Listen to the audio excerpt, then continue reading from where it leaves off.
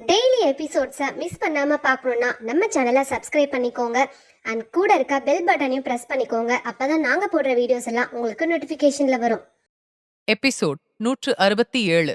அனன்யா நெற்றியிலுள்ள காயத்தையும் அவள் கன்னங்களில் உள்ள விரல் ரேகையின் அடையாளங்களையும் பார்த்த ருத்ரன் மிகவும் வேதனையடைந்தான். அனன்யா இவ்வளவு கஷ்டங்களை சகித்துக் கொள்ள வேண்டியிருந்தது என்பதை உணர்ந்தபோது ருத்ரனுக்கு தன்மீதே கோபம் வந்தது. அந்த கைலாஷ் மற்றும் திவ்யாவை குறைத்து மதிப்பிட்டு விட்டதால்தான் அவர்கள் அனன்யாவை தொடத் துணிந்தார்கள் என்று தன்னையே குற்றம் சாட்டிக் கொண்டான். ருத்ரன் அனன்யாவின் கையை பிடித்து மென்மையாக முத்தமிட்டு, சாரி பொண்டாட்டி என்றான். பிறகு அவனது கண்கள் அனன்யாவின் வயிற்றை நோக்கிச் செல்ல அவனுடைய மற்றொரு கைகளினால் அவள் வயிற்றை அன்புடன் தடவி கொடுத்து, சாரி ஜூனியர் ருத்ரன், அப்பா கொஞ்சம் லேட்டா வந்துட்டேன். நான் உன்னையும் அம்மாவையும் விட்டுட்டு போயிருக்க கூடாது. Very sorry. நீங்க உங்க அப்பாவை மன்னிப்பீங்க இல்லையா என்று கேட்டபோது குழந்தை அவள் வயிற்றில் லேசாக உதைப்பதை உணர்ந்தான். அதை பார்த்த ருத்ரன் முன்னோக்கி நகர்ந்து சென்று தன் குழந்தையை முத்தமிட்டவன் பின்னர் அனன்யாவின் முகத்திற்கு அருகில் வந்து மிகவும் உணர்ச்சியுடன் அவளது நெற்றியில் முத்தமிட்டு அவளுடைய தலைமுடியை வருடிக் கொடுத்து, சாரி பொண்டாட்டி என்று சொன்னபோது அவன் கன்னத்தில் சட்டென ஒரு அறை விழுந்தது. இதனால் ருத்ரன் ஒரு கணம் அதிர்ச்சியடைந்தான். அவன் திகைப்புடன் அனன்யாவை பார்க்க அனன்யா அவனையே முறைத்து பார்த்து கொண்டிருந்தாள். ருத்ரன் தன் கன்னத்தில் கை வைத்து அதிர்ச்சியுடன், என்ன பொண்டாட்டி இதெல்லாம் என்று கேட்க ருத்ரன் பேசிக் கொண்டிருக்கும் போதே அனன்யா அவனை மீண்டும் அறைந்தாள். இதில் ருத்ரன் மீண்டும் அதிர்ச்சியடைந்தான். ஏன் அனன்யா தன்னை அடிக்கிறாள் என்று அவனால் புரிந்து கொள்ள முடியவில்லை. நடந்த குழப்பத்தினால் ஒருவேளை அவள் தன் மீது கோபப்படுகிறாளோ என்று உணர்ந்தான்.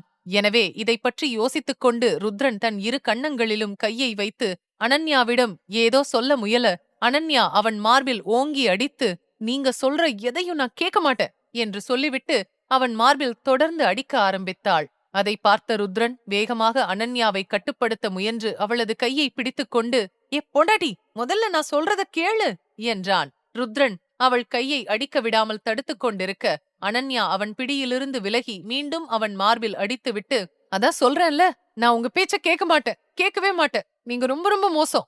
எங்க போனீங்க? அதுவும் நடு ராத்திரி. உங்களுக்கு தெரியுமா நீங்க பக்கத்துல காணோன்னு நான் எவ்வளவு பயந்துட்டேன்னு? என்னோட மனசுல பல கெட்ட கெட்ட எண்ணம்லாம் வர ஆரம்பிச்சிருச்சு. மறுபடியும் நீங்க என்ன விட்டுட்டு போயிட்டீங்கன்னு நான் ரொம்பவே பயந்து போயிட்டேன். என்கிட்ட சொல்லாம ஏன் போனீங்க என்று கேட்டவள் அழுது கொண்டே அவனது காலரை பிடித்து உலுக்கி, நான் என் முடிவை மாத்திக்கிற வரைக்கும் வெயிட் பண்ணுவேன்னு தானே ப்ராமிஸ் பண்ணீங்க. அப்புறம் ஏன் என்ன விட்டுட்டு போனீங்க? நீங்க என்ன பத்தி கவலைப்படுறதே இல்ல. ரொம்ப ரொம்ப மோசம். ஐ ஹேட் யூ என்று சொல்லி ருத்ரனை இறுக்கி அணைத்துக் கொண்டாள். அதை பார்த்த ருத்ரனால் தன் சிரிப்பை அடக்க முடியவில்லை. அனன்யாவின் தலையை வருடிக்கொண்டே, ஹே பொண்டாட்டி, ரொம்ப சாரி.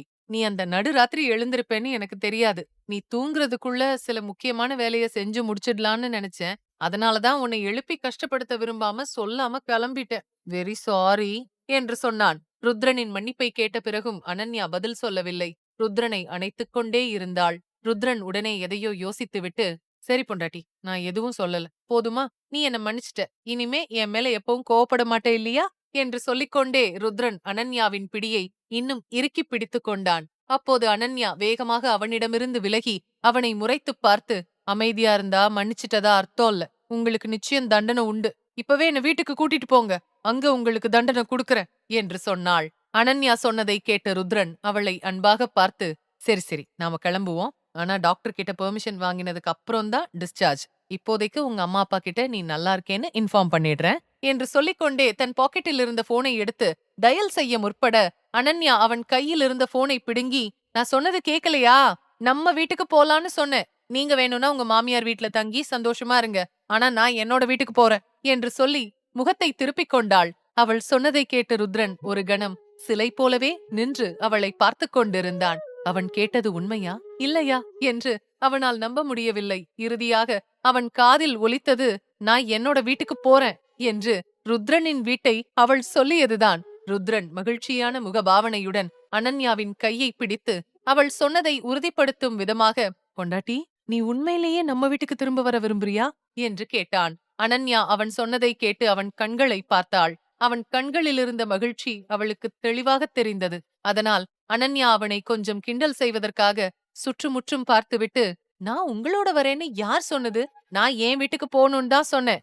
நீங்க உங்க மாமியார் வீட்டுக்கு போகணும்னு தானே ஆசைப்படுவீங்க என்று சொல்லி கண்ணடித்தாள். அனன்யாவின் கிண்டலான வார்த்தைகளை புரிந்து கொண்ட ருத்ரன் மகிழ்ச்சியுடன் அனன்யாவை இறுக்கி அணைத்துக் கொண்டு, தேங்க்ஸ் பொண்டாட்டி, ரொம்ப தேங்க்ஸ். நீ திரும்ப வீட்டுக்கு வர்றதுல நான் ரொம்பவே சந்தோஷமா இருக்கேன் என்றான். அனன்யா தன் மன வெளிப்பாட்டை ருத்ரனின் முன் வெளிப்படுத்த விரும்பவில்லை. ஆனால் அவனது மகிழ்ச்சியைக் கண்டு அவளும் புன்னகையுடன் ரசித்தாள். இருவரும் ஒருவரையொருவர் சில நொடிகள் இறுக்கமாக கட்டிப்பிடித்து சமாதானம் செய்து கொண்டனர். சிறிது நேரம் கழித்து ஜெகனும் முற்றிலும் நலமாக இருப்பதாகவும் அவன் கையில் பட்ட துப்பாக்கி குண்டு அகற்றப்பட்டதாகவும் டாக்டரிடமிருந்து ருத்ரன் தெரிந்து கொண்டான். ஆனால் இப்போதைக்கு அவனை சில நாட்கள் ஓய்வெடுக்க வேண்டும் என்று மருத்துவர் சொல்லியிருந்தார். இதை கேட்ட அனன்யாவும் ருத்ரனும் நிம்மதியானார்கள். அனன்யா ஜெகனை பார்க்கப் போவதாக அடம் பிடித்ததால் ருத்ரனும் அவளை ஜெகன் இருக்கும் வார்டுக்கு அழைத்துச் சென்றான். அனன்யா ஜெகனிடம் அவனது உடல்நிலையை பற்றி விசாரித்துவிட்டு அவனுக்கு நன்றி சொன்னாள். ஆனால் ஜெகன் சிரித்துக்கொண்டே தன் கடமையை செய்ததாக சொன்னான்.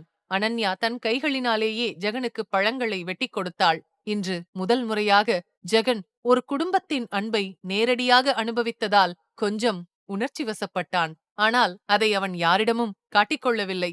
சிறிது நேரம் கழித்து அனன்யாவும் தன் வார்டுக்கு திரும்பினாள். அவள் வாஷ்ரூமில் இருந்தபோது ருத்ரனுக்கு ஒரு போன் கால் வந்தது.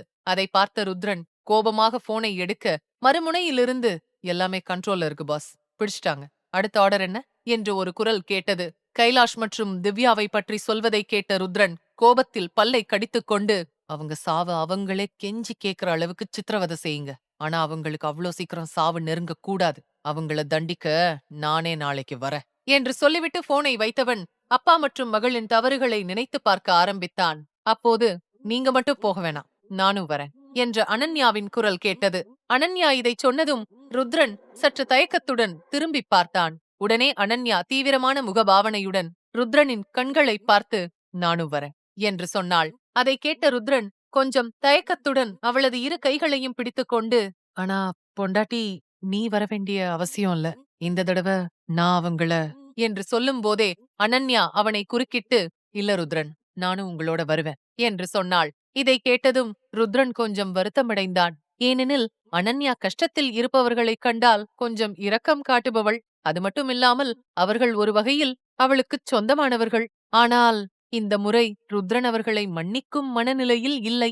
அதனால் அவர்களின் வலியை பார்த்து அனன்யா பலவீனமடைந்து அவர்களை மன்னித்து விடுவாளோ என்று அவன் பயந்தான். அதனாலேயே அனன்யா வருவதாக சொன்னதை ருத்ரன் விரும்பவில்லை. மேலும் அனன்யா இந்த கொடூர பாவிகளை பார்ப்பதையோ அவர்களின் நிழல் அனன்யா மீது விழுவதையோ அவன் விரும்பவில்லை. அனன்யா அவனுக்கு ஒரு பூவைப் போல இருந்தாள். அவளை அவன் என்ன விலை கொடுத்தாவது போற்ற விரும்பினான். இதனாலேயே அனன்யாவின் இந்த முடிவு ருத்ரனுக்கு பதட்டத்தை ஏற்படுத்தியது.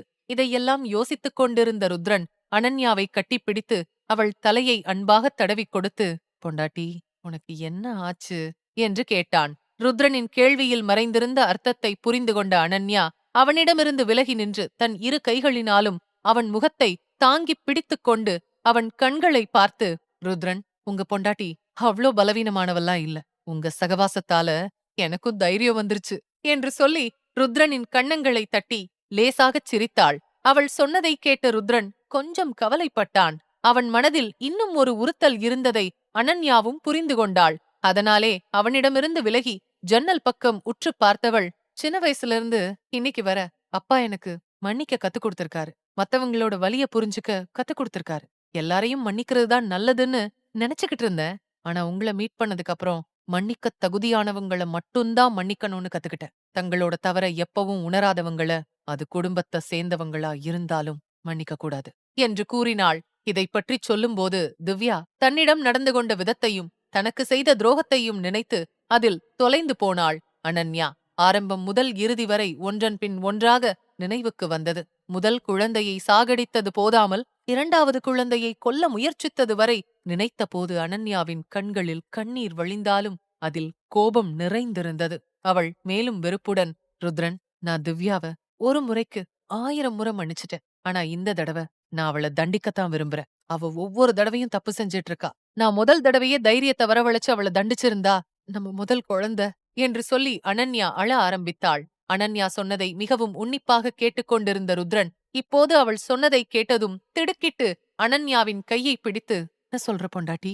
திவ்யா நம்ம முதல் குழந்தைய என்ன பண்ணா? அந்த குழந்தைக்கு என்ன ஆச்சு? எதுவா இருந்தாலும் தெளிவா சொல்லு. அவ குழந்தைய என்ன செஞ்சா என்று கேட்டான். ருத்ரனின் கண்களில் கோபம் தெளிவாகத் தெரிந்தது. அனன்யா அதையெல்லாம் யோசித்து உணர்ச்சி வசப்பட்டு ருத்ரனின் மார்பை கட்டிக்கொண்டு கண்ணீருடன், ஐயோ ருத்ரன், அவதான் நம்ம முதல் குழந்தைய கொன்னா, அவளாலதான் நாம குழந்தைய இழந்தோம், அதுக்காக நான் வருத்தப்படாத நாளே இல்ல என்று சொல்லி தேம்பி அழுதாள். இதை கேட்டதும் ருத்ரனுக்கு ரத்தம் கொதிக்க ஆரம்பித்தது. இப்போது திவ்யா மீது அவனது கோபம் 2 மடங்கு அதிகமானது. ஒருவேளை ருத்ரன் அவளது உயிரை பிச்சையாக போடும் நிலைமையில் கூட இப்போது இல்லை. திவ்யா முன்பு செய்த இந்த கொடூரம் இன்று வரை ருத்ரனுக்கு தெரியாது. படிக்கட்டிலிருந்து தவறி விழுந்ததால்தான் அனன்யாவுக்கு அபாஷன் ஆனது என்று நினைத்திருந்தான். ஆனால் இதில் திவ்யாவின் பங்கு இருக்கும் என்று அவன் எதிர்பார்க்கவில்லை. ருத்ரன் அனன்யாவை இறுக்கமாக அணைத்துக் கொண்டு கோபமாக, கவலைப்படாத பொண்டாட்டி, இதுக்கான பலன அவ நிச்சயம் அனுபவிச்சே தீர்வா. அவ செஞ்ச எல்லா குற்றத்துக்கும் இன்னைக்கு அவளுக்கு தண்டனை கிடைக்கும்னு நான் ப்ராமிஸ் பண்றேன் என்று சொல்லி ருத்ரன் அமைதியாக அனன்யாவை அணைத்துக் கொண்டான். மறுநாள் காலை ருத்ரனின் வீடே ஒரே பரபரப்பாக இருந்தது. அனன்யாவின் வருகையைப் பற்றி ருத்ரன் அவர்களுக்கு தெரிவித்ததிலிருந்து அனைவரும் மகிழ்ச்சியில் திளைத்திருந்தனர். விஜயேந்திரர், ஆகாஷ், ரோஹன், சூர்யா, தனுஷ், அஜய் மற்றும் வீட்டுப் பணியாளர்கள் என அனைவரும் மிகவும் மகிழ்ச்சியாக இருந்தனர். விஜயேந்திரர் மகிழ்ச்சியுடன் அனைவரையும் பார்த்து, ஏ வெட்டி பசங்களா, யாரும் உட்காரக்கூடாது, என் பேத்தி வரப்போறா, போய் அவளை வரவேற்க தயாராகுங்க, நல்லா வீட்டை அலங்கரிச்சு அழகாக்கி எல்லா ஏற்பாடுகளையும் பண்ண சொல்லுங்க என்றார். அதை கேட்ட ரோஹன் குதூகலமாக சோஃபாவில் ஏறி நடனமாடி, ஆமா அண்ணி வரப்போறாங்க, ரொம்ப ஜாலியா இருக்கேன், இப்பவே ஷாப்பிங் போய் குட்டி பையனுக்கு தேவையான எல்லாத்தையும் வாங்கிட்டு வரணும் என்று சொன்னான். அதை கேட்ட ஆகாஷ், அதுக்குள்ளையா என்று கிண்டல் செய்தார். சூர்யா, அஜய், தனுஷ் மூவரும் வீட்டை அலங்கரிக்கும் வேலையில் பிஸியாகிப் போனார்கள். சூர்யா பூக்களை தோரணமாக கட்டத் தொடங்கினான். தனுஷ் ஆங்காங்கே விளக்குகளால் அலங்கரிக்க ஆரம்பித்தான். ரோஹனும் 1/2 மணி நேரத்தில் ஷாப்பிங்கை முடித்துவிட்டு வந்தான். அனைத்தையும் வாங்கியவனுக்கு அதையெல்லாம் எங்கு வைப்பது என்று புரியவில்லை. எல்லோரும் வீட்டை அலங்கரிப்பதற்கு பதிலாக வீடு முழுவதையும் குப்பையாக்கி விட்டனர். வீட்டில் இந்த 6 பேரின் அட்டகாசத்தை பார்த்த அங்கிருந்த பணியாளர்கள் தலையை பீத்துக் கொண்டனர். வீட்டின் நிலையை பார்த்த விஜயேந்திரர் எல்லாரையும் அதட்டி, ஏய், என்ன செய்றீங்க? எது செஞ்சாலும் ஒழுங்கா செய்யுங்க, இதெல்லாம் சரியில்லை, மாத்துங்க என்றார். ரோஹன் குழந்தைகளுக்கான பொம்மைகளை அடுக்கி வைத்துவிட்டு, தாத்தா இது இப்படியே இருக்கட்டும், பெர்ஃபெக்ட்டா இருக்கு என்றான். விஜயேந்திரர் இல்லை என்று தலையாட்டி விட்டு, இல்ல, இது இப்படி இருக்க வேணாம், நான் உங்க தாத்தா, நான் சொல்றதைத்தான் நீங்க கேட்கணும் என்று சொன்னார். ஆனால் ரோஹன் அவருடைய வார்த்தைகளை காதில் வாங்கவில்லை. அங்கே ஆகாஷ் ஃப்ளவர் வேஸை மிகுந்த கவனத்துடன் அலங்கரித்தார். ஆனால் விஜயேந்திரர் அதிலும் தவறு கண்டுபிடித்து, ஏ ஆகாஷ், உன்னோட மருமகளுக்கு இந்த பூ பிடிக்காது, இத மாத்து என்றார். அதை கேட்ட ஆகாஷ் தன் முகத்தை சுருக்கி, இல்லப்பா, இது ரொம்ப அழகா இருக்கு, இப்படியே இருக்கட்டும் என்று கூறினார். இப்படியே அனன்யாவின் வருகைக்காக எல்லோரும் சந்தோஷமாக காத்திருந்தனர். எபிசோட் 168. அனன்யா வருகையை கேள்விப்பட்டு ருத்ரனின் வீட்டையே அனைவரும் தலைகீழாக புரட்டிப் போட்டுக் கொண்டிருந்தனர். விஜயேந்திரர் அனன்யாவுக்காக பார்த்து பார்த்து அலங்கரிக்கச் சொல்லிக் கொண்டிருந்தார். ஆகாஷ் அழகான பூக்கள் கொண்டு ஃப்ளவர் வாஸை அலங்கரிக்க விஜயேந்திரர் வந்து, இந்த பூ அனன்யாவுக்கு பிடிக்காது, இத மாத்து என்றார். அதை கேட்ட ஆகாஷ் முகத்தைச் சுருக்கி, இல்லப்பா, இது ரொம்ப அழகா இருக்கும், இப்படியே இருக்கட்டும் என்று சொல்ல, கோபத்துடன் ஆகாஷை முறைத்த விஜயேந்திரர், இங்க யாரு அப்பா என்று கேட்க, அதற்கு ஆகாஷ் பதில் சொல்வதற்குள் பின்னால் வந்த ரோஹன், அப்பாதான் அப்பா என்று சொல்லி கிண்டல் செய்தான். அதை கேட்ட விஜயேந்திரர் கோபமாக திரும்பி தன் வாக்கிங் ஸ்டிக்கை எடுத்து அவனை அடிக்கத் துரத்தினார். அவரிடமிருந்து தப்பிக்க ஓடிய ரோஹன் அங்கிருந்த அலங்கார பொருட்கள் மீது மோதி அதில் விழுந்து எழுந்த சிறிது நேரத்தில் அந்த வீடே போர்க்களமாக மாறியது. அப்போது அங்கு வந்த சக்தி வீட்டின் நிலைமையைக் கண்டு அதிர்ச்சியடைந்தாள். சக்தியை பார்த்து ரோஹன் அனைவரையும் அமைதிப்படுத்த முயற்சித்தான். ஆனால் அனைத்து முயற்சிகளும் வீணாகிப் போக தங்கள் அலங்காரத்தை ரோஹன் களைத்ததால் ரோஹனை அடிக்க அனைவருமே துரத்தினர். பாவம், சக்திக்கு அனைவரையும் அடக்குவது மிகவும் கடினமாக இருந்தது. அவள் தலையை பிடித்துக் கொண்டு, ஐயோ கடவுளே, அக்கா எப்படிதான் இவங்கள ஹேண்டில் பண்ணாங்களோ தெரியல, இங்க யாருமே சொல்றத கேக்குறதே இல்ல என்று மனதிற்குள் புலம்பினாள். மறுபுறம் காடு போன்ற ஒரு இடம் இருந்தது. அதைச் சுற்றி மிகவும் அடர்ந்த மரங்களும் அதன் நடுவில் ஒரு மரக் கட்டிடமும் இருந்தது. அந்த கட்டிடத்திற்கு பின்னால் சேறு நிறைந்த குளம் இருந்தது. அந்த குளத்திற்கு சற்று மேலே திவ்யா கயிற்றில் கட்டி தொங்கவிடப்பட்டிருந்தாள். ருத்ரனின் கட்டளையின்படி அவனுடைய ஆட்கள் திவ்யாவை மிகவும் மோசமாக அடித்திருந்தார்கள். அவள் பாதி இறந்த நிலையிலிருந்தாள். அவள் கன்னங்கள் முழுவதும் வீங்கியிருந்தது. அவள் மயங்கிய போது ருத்ரனின் ஆட்கள் அவள் மீது குளிர்ந்த நீரை ஊற்றி சுய நினைவுக்கு கொண்டு வந்து அவளை மீண்டும் அடிக்கத் தொடங்கினார்கள். அவளது நிலை ஒன்றும் சொல்ல முடியாத அளவுக்கு மாறியிருந்தது. திவ்யாவுக்கு இப்போது சற்று சுய நினைவு வந்தது. இப்படிப்பட்ட நிலையில் தன்னை கண்டு திகைத்துப் போனாள். சுற்றுமுற்றும் பார்க்கையில் அவளது மரணம் மட்டுமே கண்ணுக்குத் தெரிந்தது. ஏனெனில் கீழே தண்ணீர் இருந்தது. அதில் முதலைகளும் இருந்தன. அதை பார்த்த திவ்யா அழ ஆரம்பித்தாள். உதவிக்காக அலற ஆரம்பித்தாள். ஆனால் இப்போது அவளது பேச்சை கேட்க சுற்றிலும் யாரும் இல்லை. அப்போது அவள் காதில், "உனக்கு எப்படி என்னோட சர்ப்ரைஸ் பிடிச்சிருக்கா திவ்யா?" என்ற குரல் கேட்டது. குரல் கேட்டு திவ்யா சத்தம் வந்த அந்த திசையை பார்த்தாள். அருகிலிருந்த கட்டிடத்தின் பால்கனியிலிருந்து ருத்ரன் கோபமாக அவளை பார்த்துக் கொண்டிருப்பதைக் கண்டாள். திவ்யா அவனை பார்த்து பயந்தும் கீழே இருந்து வரும் முதலைகளின் மரண சத்தத்தை கேட்டும் அழுது கொண்டே, "மிஸ்டர் ருத்ரன், எனக்கு ஹெல்ப் பண்ணுங்க. என்னோட எல்லா தப்புக்கும் நான் மன்னிப்பு கேட்டுக்கிறேன்.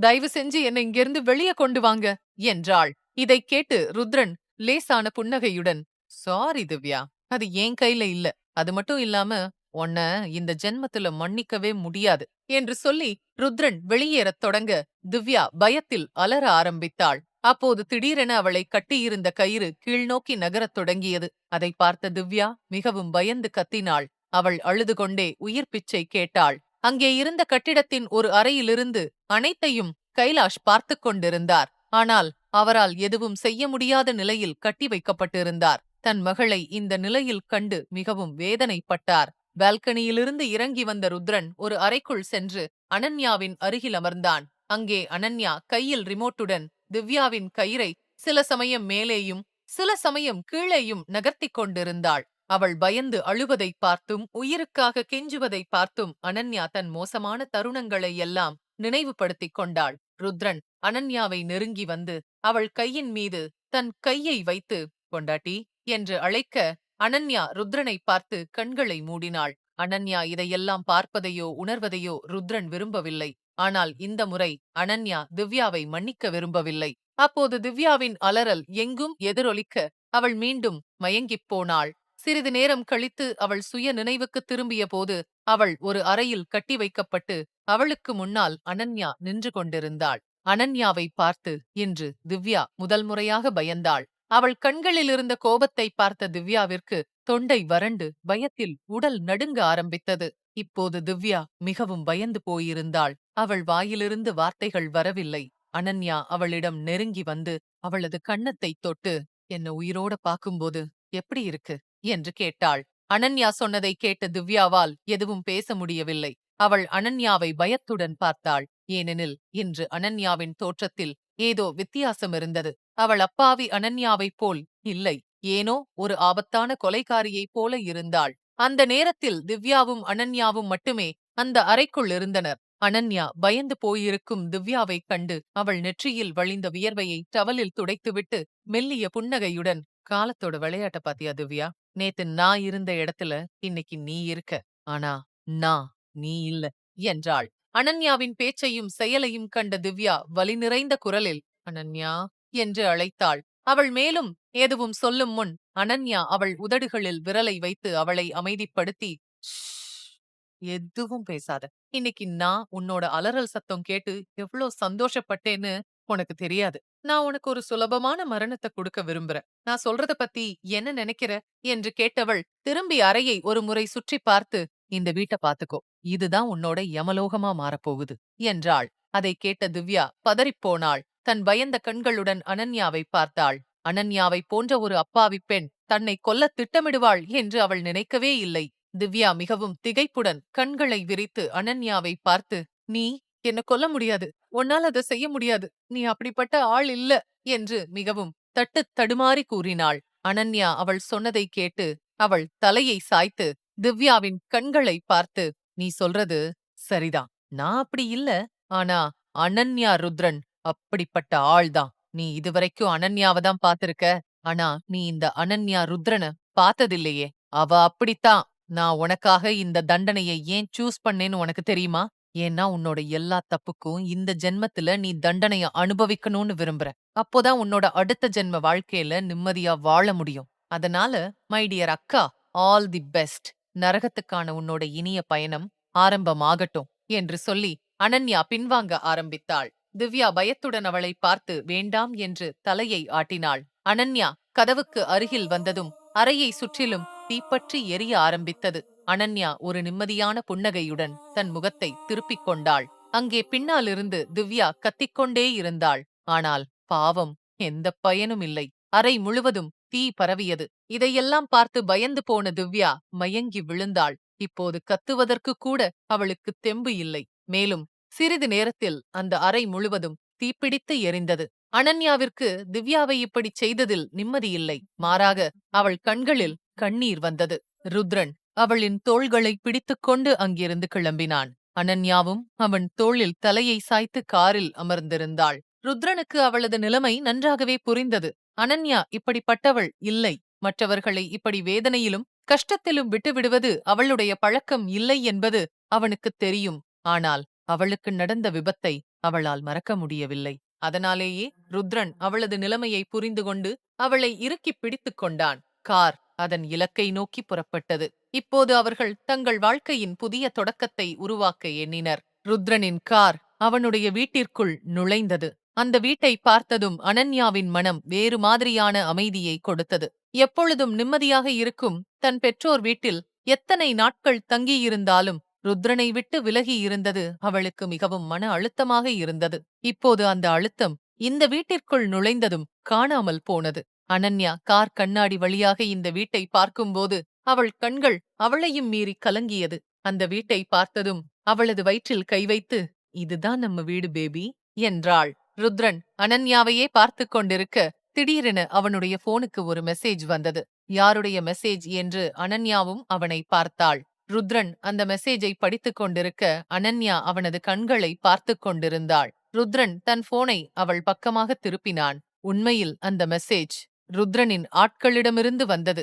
அனன்யாவுக்கு திவ்யாவை இப்படி வலியில் விட்டுச் செல்வது பிடிக்கவில்லை. ஆனால் அவளை மன்னிக்கவும் மனம் வரவில்லை. அதனால் திவ்யாவையும் அவளது அப்பா கைலாஷையும் அங்கிருந்து வெகு தூரம் அனுப்பி வைக்கச் சொல்லி ருத்ரனிடம் கேட்டுக்கொண்டாள். அனன்யா வாழ்க்கைக்கு அவள் மீண்டும் திரும்பி வரக்கூடாத இடமாக அது இருக்க வேண்டும். மேலும் அவர்களுக்கு அது தண்டனையாகவும் இருக்க வேண்டும் என்று சொன்னாள். திவ்யாவின் நிலை இப்போது அவள் தன்னையே மறந்தவளாக மாறியிருந்தாள். மேலும் ருத்ரன் அவள் இனி தன் வாழ்வில் மீண்டும் வரக்கூடாது என்பதில் சிறப்பு கவனம் செலுத்தினான். செல்வமோ புகழோ எதற்கும் பயன்படாத ஒரு மோசமான வாழ்க்கையை அனுபவிக்கும் ஒரு இடத்திற்கு அவர்களை அனுப்பிவிட்டதாக மெசேஜ் வந்திருந்தது. அதை பார்த்ததும் அனன்யா மகிழ்ச்சியுடன் சிரித்துவிட்டு ருத்ரனின் கையில் தன் கையை வைத்து, "நான் சொன்னதை கேட்டதுக்கு ரொம்ப தேங்க்ஸ்" என்றாள். அனன்யா சொன்னதை கேட்ட ருத்ரன் தன் இரு புருவங்களை உயர்த்தி அவளை பார்த்து தலையசைத்தான். அதை பார்த்த அனன்யா அவன் கன்னத்தை அன்பாக தடவிக் கொடுத்து வெளியே வர கதவை திறந்தாள்.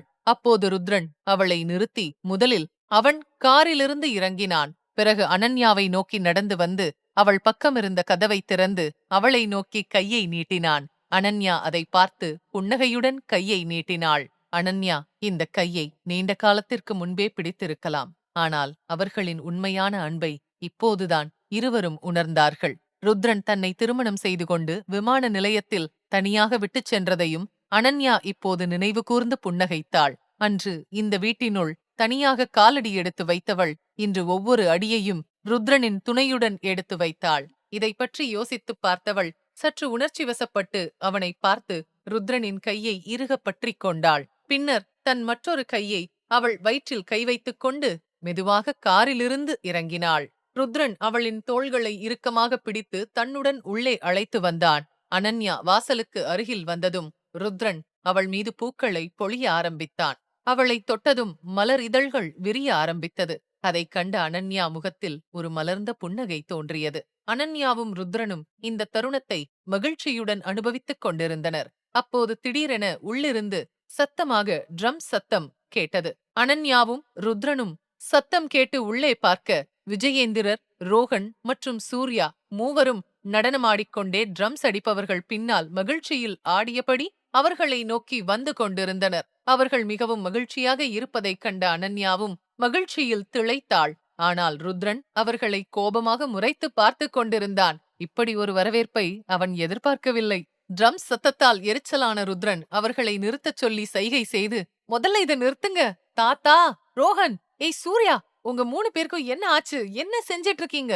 என்று கேட்டான். ருத்ரன் சொன்னதை கேட்ட விஜயேந்திரர் தன் வாக்கிங் ஸ்டிக்கை இறுக்கமாக பிடித்து தன் மீசையை பெருமிதத்துடன் முறுக்கி, ஏய் ருத்ரா, உன்னால இத பாக்க முடியலையா? நாங்க எங்க மருமகளுக்கு வரவேற்பு குடுக்கறோம். இன்னைக்கு எங்க மனசு எவ்வளவு சந்தோஷமா இருக்குன்னு இந்த ஊர் உலகம் எல்லாம் தெரிஞ்சுக்க வேணாமா? என்று சொல்லிவிட்டு விஜயேந்திரர் பின்னால் ட்ரம்ஸ் வாசிப்பவர்களுக்கு சைகை காட்டிவிட்டு மீண்டும் ஆட ஆரம்பித்தார். ருத்ரன் கோபமாக அனைவரையும் முறைத்து பார்த்துவிட்டு, தாத்தா, நீங்க இப்படியெல்லாம் டான்ஸ் ஆடுவீங்கன்னு நான் எதிர்பார்க்கவே இல்ல. நீங்களும் இந்த ரோஹன் சூர்யா கூட சேர்ந்துட்டீங்களா? உங்க வயச கொஞ்சம் யோசிச்சு பாருங்க. உங்க காலுக்கு ஏதாவது ஆகப் போகுது. கொஞ்சம் ஜாக்கிரதையா இருங்க என்று கவலையுடன் கூறினான். அவன் சொன்னதை கேட்டதும் விஜயேந்திரர் முன்னால் வந்து, ஏய் ருத்ரா, இனிமே என் உடம்புக்கு எதுவும் ஆகாது. நான் ரொம்ப சந்தோஷமா இருக்கேன் என்று மகிழ்ச்சியுடன் சொல்லி அன்பாக அனன்யா தலையை தடவிக் கொடுத்தார். பிறகு அவள் முகத்தை பார்த்து, என்னோட ஆசையில பாதிய இந்த வீட்டோட மருமகளும் என்னோட பேத்தியுமான அனன்யா நிறைவேத்தினதுல இருந்து நான் இன்னும் யங் ஆயிட்டேன். உனக்கு தான் இப்ப வயசான மாதிரி தெரியுது. ரொம்ப ரொம்ப ஸ்லோ. அதான் எல்லாமே லேட் ஆகுது என்றார். விஜயேந்திரரின் கிண்டல் பேச்சை கேட்டதும் அனைவரும் மௌனமாக சிரிக்க ஆரம்பித்தனர். அனன்யா சத்தமாகவே சிரித்து விட்டாள். ருத்ரன் முகம் சுளித்தபடி கண்களை சுருக்கி எல்லோரையும் முறைத்துப் பார்க்க உடனே அனைவரும் தங்களது சிரிப்பை அடக்கிக் கொள்ள முயன்றனர். விஜயேந்திரர் தன் கையில் இருந்த ஸ்டிக்கை மெதுவாக உயர்த்தி, நீதான் உன்னை இனிமே அப்டேட் பண்ணிக்கணும். இப்போ நீ அப்பாவாக போற. இப்படி ஸ்லோவா இருந்தா கொஞ்ச நாள்ல உன் பையன் உன்னை தாத்தான்னு சொல்ல ஆரம்பிச்சிருவான் என்று கேலி செய்தார். அதை கேட்டதும் அனைவரும் மீண்டும் சத்தமாக சிரிக்க ஆரம்பித்தனர். ருத்ரன் அனைவரையும் முறைத்துப் பார்த்து அமைதியாக்க முயல அனன்யாவும் அவனை பார்த்துச் சிரித்தாள். இந்த எபிசோட் உங்களுக்கு பிடிச்சிருந்தா அந்த வீடியோக்கு ஒரு லைக் பட்டன் கொடுங்க. அண்ட் இந்த மாதிரி தொடர்ந்து வீடியோஸ்க்கு நம்ம சேனலை சப்ஸ்கிரைப் பண்ணிக்கோங்க. தேங்க்யூ.